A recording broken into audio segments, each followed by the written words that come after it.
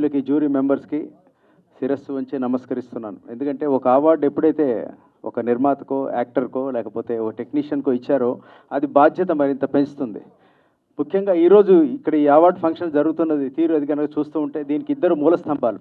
ఒకళ్ళు సురేష్ నాగబాల్ గారు అయితే దాన్ని ఇంత బాగా సపోర్ట్ చేసి ఖర్చుకు వెనకాడకుండా ఒక మంచి కాజ్ కోసం ఖర్చు పెట్టి చేసినటువంటి విజయ్ కుమార్ గారు. గ్రేట్లీ అప్రిషియేట్ హిమ్ సార్, వాళ్ళు మిమ్మల్ని, అలాగే సురేష్ నాగబాల్ గారిని, అలాగే ఈ జ్యూరీ మెంబర్స్, ముఖ్యంగా చైర్మన్ తమ్మారెడ్డి అన్నయ్య గారికి, అలాగే మిగతా జ్యూరీ సభ్యులందరికీ once again thank you so much.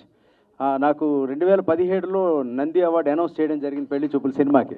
అది రాలేదు, అది అందరితో పాటు నాది పెండింగ్ ఉంది. కానీ ఇవాళ ఆ లోటు తీరిపోయినట్టు అనిపించింది. అది చూస్తే చక్కగా అదే స్టైల్లో ఉంది, అంత గ్రాండ్గా ఉంది.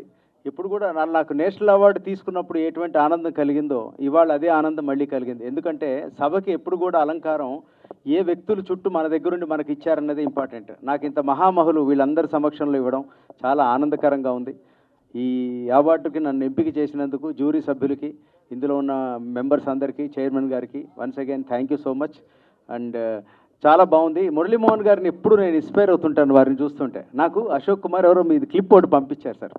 ఎంత బాగుందంటే లైఫ్ని ఎలా లీడ్ చేయాలి ఏమిటి అని అంటే, మీకు నష్టాలు కూడా లైఫ్లో జరిగాయా అని అడిగితే అవునండి పోయాయి అంటే, మీకేం బాధ అనిపించలేదా అని అడిగారు ఆయన క్వశ్చన్ ఇంటర్వ్యూలో. అడిగితే నేను వచ్చేటప్పుడు ఏం తీసుకురాలేదండి, కానీ ఎప్పుడైతే తీసుకొచ్చానో దానికి చాలా ఎక్కువే భగవంతుడు ఇచ్చాడు, కొద్దిగా పోయినా పర్వాలేదు, సమాజానికి నేను వెనక్కి ఏం చేయాలని చూస్తున్నాను అన్నారు. ఆయన ఇండస్ట్రీకి ఏదో 20 ఏళ్ళ కుర్రాడుగా రాలేదు, మధ్యలో వచ్చారు, పెళ్ళైన తర్వాత వచ్చారు, వచ్చి అన్ని రంగాలు చూశారు. ఇవాళ ఆయన్ని చూస్తే ఎంత ప్రశాంతత, ఎంత బాగుంటుందో మిమ్మల్ని చూస్తే సార్. చాలా బాగుంది, చాలా హ్యాపీగా ఉంది.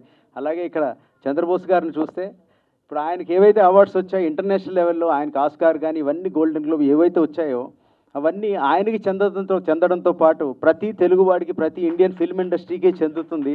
అటువంటి వ్యక్తి మన సమక్షంలో కూర్చోవడం చాలా గర్వకారణం. చాలా బాగుంది, ఎంతో ముచ్చటగా ఉంది సార్. వన్స్ అగైన్ సభ్యులందరికీ, ఇక్కడున్న విచ్చేసిన అందరికీ థ్యాంక్ యూ చెప్తున్నాను.